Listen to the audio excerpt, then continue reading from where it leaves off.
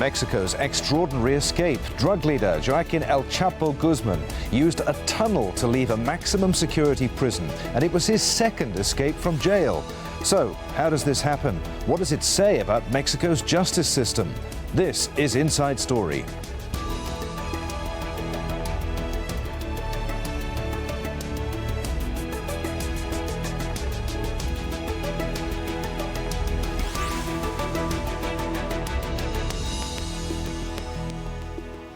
Hello, welcome to the program. I'm Adrian Finnegan. Mexico's cartel king, Joaquin El Chapo Guzman, remains on the run. Last Saturday, he escaped through a hole in the shower floor of his cell, which led into an elaborate 1.5-kilometre tunnel. An international manhunt is being stepped up. The government's enlisted 10,000 federal police. A $3.8 million reward is on offer for information leading to his capture. But as new footage of Guzman's escape is revealed, there are questions over the level of help that he may have received from officials inside the prison and also higher up the chain. The Mexican government allowed a group of journalists to take a look inside Guzman's cell. Al Jazeera's John Holman was one of them. Behind me is Altiplano maximum security prison, where many of Mexico's more dangerous or high-profile criminals are locked up. And none of them are more notorious than Joaquin Guzman, El Chapo, who was captured and taken here by the Mexican government in triumph in February 2014. Cell number 20 was home to the world's most wanted drug lord for 16 months until last Saturday evening, in which he sat down on the bed of his cell and put on his shoes. He then got up and went into this area, which is one of the only areas in this cell where the cameras can't see him, and then he knelt down and kept going lower and lower until he actually disappeared into this hole, which then goes down into a tunnel which extends for 1.5 kilometers. It's worth noting that this prison is a huge maze, and we've passed through so many corridors and so many security doors just to get to this cell that it's impossible to know where exactly you are inside. And that makes it even more amazing and suspicious that El Chapo's rescue team knew exactly where their tunnel had to come up. And behind me is the building where Joaquin Guzman El Chapo eventually emerged after going 1.5 kilometers in his underground tunnel, a sort of luxury tunnel that had ventilation, electric lighting, and even a motorbike that could have whisked him out to freedom. There's now an all-out manhunt throughout the country to try and catch him, but it's anyone's guess where Joaquin Guzman is now. Well, Joaquin Guzman is known as El Chapo due to his short stature, but his influence in the Mexican criminal world is far from small. In 2011, Guzman became the FBI and Interpol's most wanted person. And he's the first man since Al Capone to be named Chicago's public enemy #1. Guzman's known as a ruthless strategist and quickly built the Sinaloa group into the most powerful of drugs cartel in Mexico. Drugs wars with rival cartels landed Guzman in jail in 1993, but he escaped in 2001 using bribes, connections, and reportedly a laundry cart. He was on the run for 13 years and continued to expand his business. Even after his second arrest last year, his Sinaloa cartel continued to grow. Let's bring in our guests today for our discussion on Inside Story. Joining us, Joan Grillo, journalist and author of the book El Narco, Inside Mexico's Criminal Insurgency. Laura Carlson is the director of the Americas program for the Center for International Policy. And Jorge Chabat, a drug war and security expert and head of Division of International Studies at the Center for Research and Teaching in Economics. Welcome to you all. Joan, let's start with you. Could Mr. Guzman have escaped from that high security prison without the help of corrupt officials? No, I don't think so. I think there's clear evidence of corruption. There's many questions being asked. How come nobody heard the floor being broken when the opening to the tunnel was made? How come he managed to get his bracelet off? How come the people building the tunnel knew exactly where to go? I mean, they had maps, but even beyond maps, you might need some kind of GPS system. Imagine you're digging a tunnel underneath and you come to the exact spot where Chapo Guzman is. I think there's clear evidence of collusion. There's many Prison guards and other officials right now being questioned by federal prosecutors, being held. We'll see who is charged.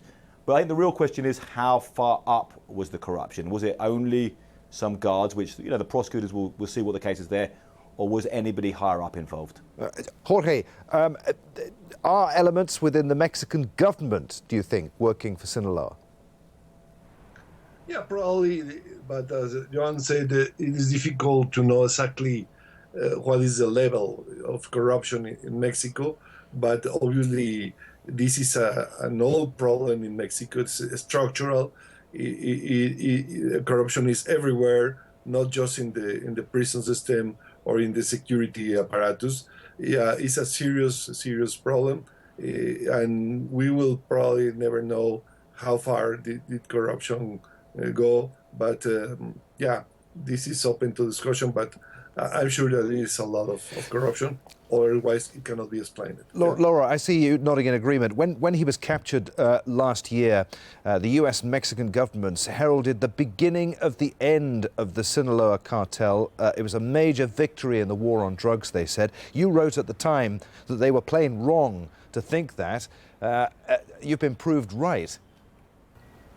Yes, I think that this is not so much the great escape, it's really the great embarrassment. And not just for the Mexican government. Both governments heralded this capture. Both governments did, as you mentioned, announce the end of the Sinaloa cartel. And what we've seen happen is that the Sinaloa cartel did not end with that. It continued. There were some divisions within it and some weaknesses. But the main thing that we're seeing here is the complete ludicrous nature, not just the failure, but the absurdity of this kingpin strategy that the US and Mexican governments have been applying here in Mexico. First of all, we know it doesn't work. Second of all, it causes violence. And third, we have this perfect example of how when a strategy of capturing kingpins or killing kingpins is not backed up by a real commitment to attacking the drug cartels and a justice system in both countries that'll back it up, then it doesn't help, and in fact it ends up hurting the population. So I think that this is a real wake-up call to rethink the entire strategy and not focus so much on this sensational case of just the escape of El Chapo Guzman. Yeah, I want to come on to the kingpin strategy and the fight against the drug cartels a little later if we can. But first, if we can, I know you say that we shouldn't be concentrating on just the escape of this guy. But Laura, something you wrote last year interested me, and I just want to get your thoughts on his arrest. When he was arrested last year, after all those years on the run, you said that you thought it could have been a strategic surrender. Does that mean that he was always confident of gaining his freedom at some point, once again, further down the line? Well, I wouldn't be so sure of that exactly, but I do think that there were very fishy elements in his arrest. There were a number of things that called attention to it. First of all, the United States, for all its talk, never submitted a formal extradition request to Mexico in the case of El Chapo Guzman. And secondly, they left him with his family intact, essentially with his financial empire intact. He had a number of advantages when he was taken off to prison, and of course it was a completely non-violent and relatively easy arrest at that time of the person who was the most wanted man in the country and one of the most wanted in the United States as well. So there were a number of questions raised there, and there are even more questions raised. I think that what you can say with certainty is that what we're seeing here is that both the United States and the Mexican governments are acting with a great deal of hypocrisy in all this so-called war on drugs. As they bring the army into the streets, as they cause more than 100,000 civilian deaths, they're also letting a lot of people off the hook. They're manipulating cartels and their power rather than actually eliminating them or confronting them. There's been no decrease in the overall rates of illegal drugs or the money that's flowing. So you begin to get this very clear impression that's what's happening is a sort of an administration of an underground market, of an underground business, rather than a direct frontal attack on that business. And that leads us into this never-ending war that has these really absurd scenes like the second escape of El Chapo Guzman. Johan, Laura mentioned the military's involvement in the fight against the cartels. We talked about corruption at government levels, going up as high as the government. Are there corrupt elements within the Mexican military too? Yeah, without a doubt. I mean, this is no secret. It's not even a controversial point to say that there is extreme corruption throughout the Mexican state apparatus. I think Mexican government officials agree with that. They agree it's a problem they have to try and fight. With the question of the military, the thing about the corruption is it's hard to fathom exactly where the lines of corruption go. Back in the 20th century, you had the Institutional Revolutionary Party running the country for 71 years. And for much of that time, the corruption was very unified. It was very centralized and people were all on the same side. In the last 15 years, since 2000, in this multi-party democratic system, it's been much more chaotic. So you might have one official or one army commander or one police official working with one drug cartel and another police official working with another. And we've seen this. I mean, we've seen statements. There was one statement by a police commander in Michoacan state who was eventually arrested, and he described how he used state police to attack federal police because they were working for, or he was working for one drug cartel and he attacked the federal police who were attacking that drug cartel. So, I mean, without a shadow of a doubt, the security forces are very compromised. And that creates a very complicated and violent situation. I just want to get Jorge's thoughts on something you said there about the drug cartels, which have proliferated and grown in strength since the arrival of multi-party democracy in Mexico. Why is that, Jorge? Well, it was just an element that accelerated that tendency that started in the 1990s, and that's basically the growing of the drug cartels, drug organizations. Just because one simple reason, the Mexican government thought that drug trafficking was not a Mexican problem, that was just a U.S. problem. So these organizations began to grow and acquire more and more power and money, and there was a turning point when they became more powerful than the state. And obviously that coincided with the arrival of a new party at the presidency in Mexico, which obviously helped to break these links of complicity and at the same time links of control that used to have the government in the past, and that propitiated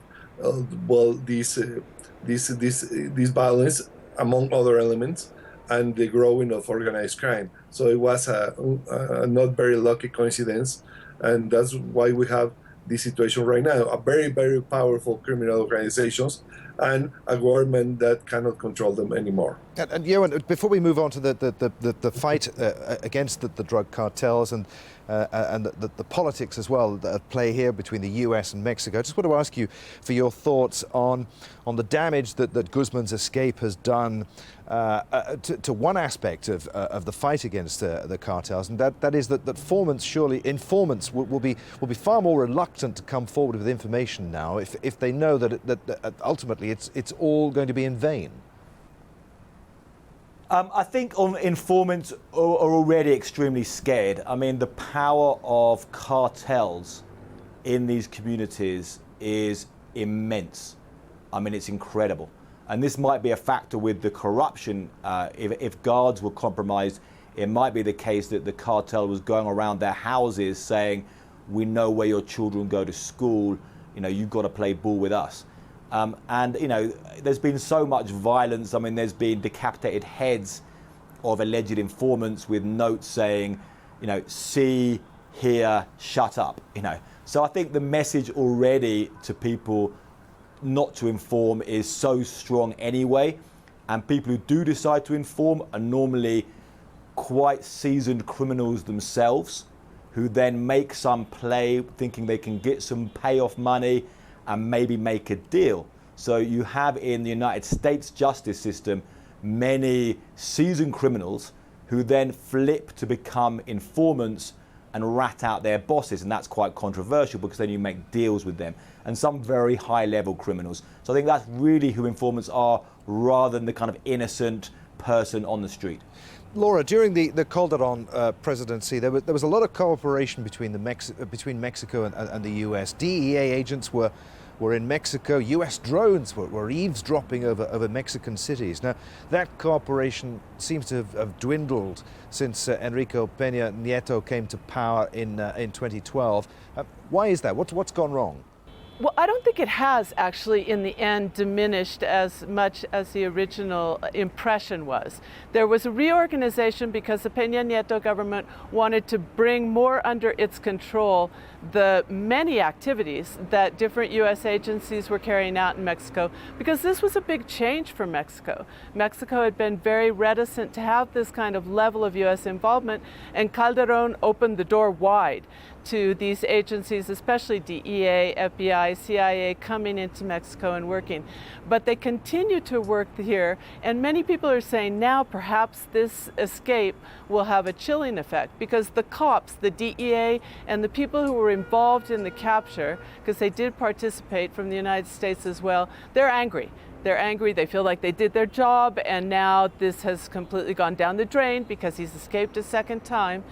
But on the other hand, the United States is so invested in the drug war in Mexico, both because it's a source of contracts for its companies that work in the war industry, that work in the intelligence industry, and also because it's allowed the Pentagon to expand its perimeter of security and now include Mexico down to the southern border, and in a way that was not permitted in the past. So these are both geopolitical and economic reasons for the United States to kind of overlook this huge error, if it is in fact an error, on the part of the Mexican government, and continue with this level of corruption. So I'm not one of those who believe that this is going to diminish further the drug war of the two governments here in Mexico, unfortunately, because as I say, I think it's really time to do that. But Laura, I mean, all right, so would the US be better off helping for example, to end poverty in Mexico, rather than stumping up money to train the police and the military in more heavy-handed tactics? Yes, definitely. I think that that's one of the root causes. It sounds long-term and idealistic to people, but essentially to stop doing harm is the biggest reason to end this drug war cooperation with Mexico.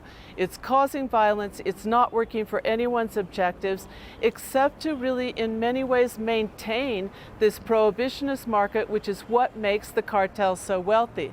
So I think you have to have a mix of letting the civil society play a bigger role in community safety, not this repressive, police-oriented military model, of legalization of drugs in the United States, especially starting with marijuana, because it cuts off, it takes away that illegal market in which the drug cartels thrive, and beginning to look at why it's so easy for drug cartels to go into communities to recruit. There are places in Mexico, many places, that are celebrating in the streets the escape of El Chapo Guzman. Why? Because he was the major employer. He's the benefactor of entire communities, and not just in his home state of Sinaloa. And much of this reason has to do with the fact that the government is not doing its job in fulfilling basic needs, in creating healthy communities. And that's where we have to look for solutions. Jorge, do you agree with that? I think this is a long-term investment in talking about economic causes. I think this is true. But in the meantime, you have to strengthen institutions on the Mexican side. I agree that this is probably not the best way to deal with this problem, but at some point you have to enforce law, obviously with the rules and limits in a democratic state.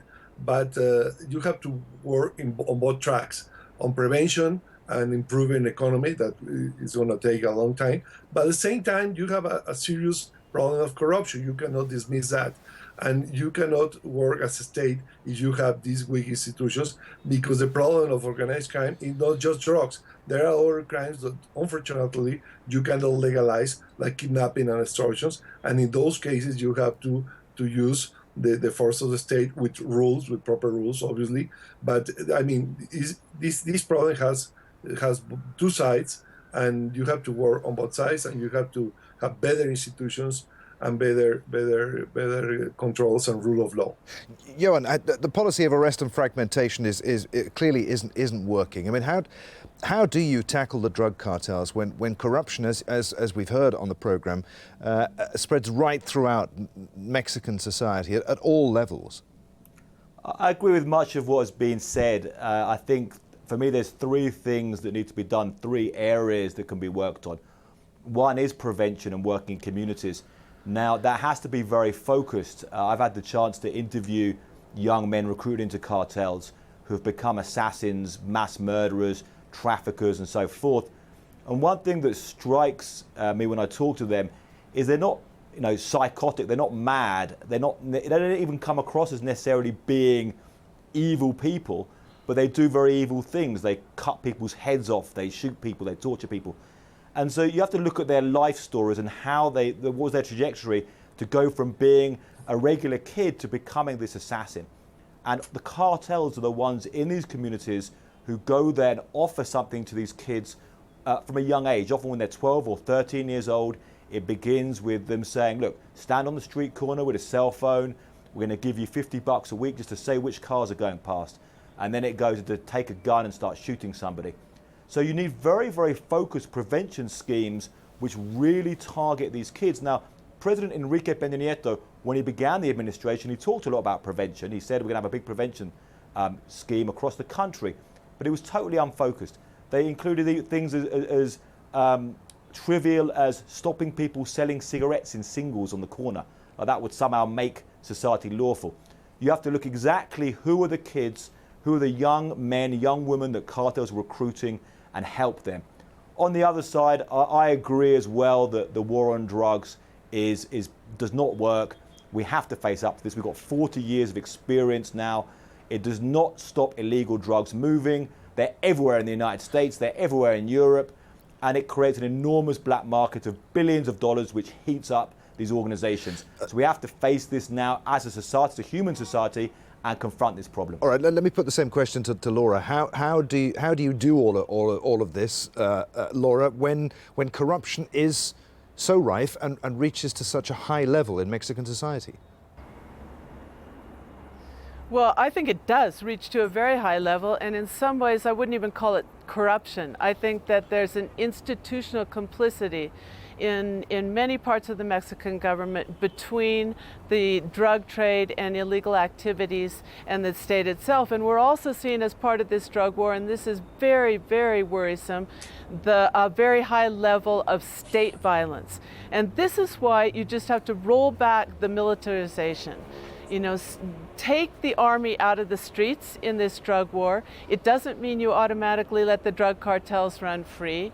You enforce the law, but with a far more coherency from the time people are arrested to the time that they're sent to court to the time that they're sentenced and put in prison. We need more citizen oversight of those processes because there's corruption at every step of the way. And we need to eliminate these economic incentives for both politicians and drug cartels to dip into this $38 billion, by most estimates, market. And Jorge, very, very briefly, because we're running out of time, would you agree with that?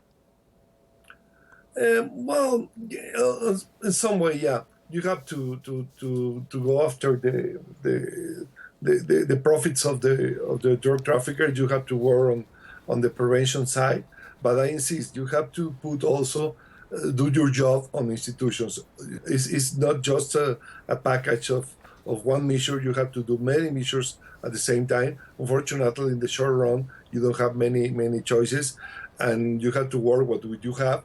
And all options are bad in the short term. Okay. In the long term, you have to do all of these things. And my guess is that, unfortunately, this problem will take a while to be solved. And meanwhile, you have to to do what you can. All right, there we're going to have to leave it. Many thanks to all of you, Johan Grillo and Laura Carlson and Jorge Shabat in Mexico City. Thank you, as always, for watching. We welcome your thoughts on our discussion. You can get in touch through our programme page at aljazeera.com. Post your comments on facebook.com/AJ Inside Story, or you can tweet us at AJ Inside Story. From all of us here in Doha, me, Adrian Finnegan, thanks for watching. See you again. Bye for now.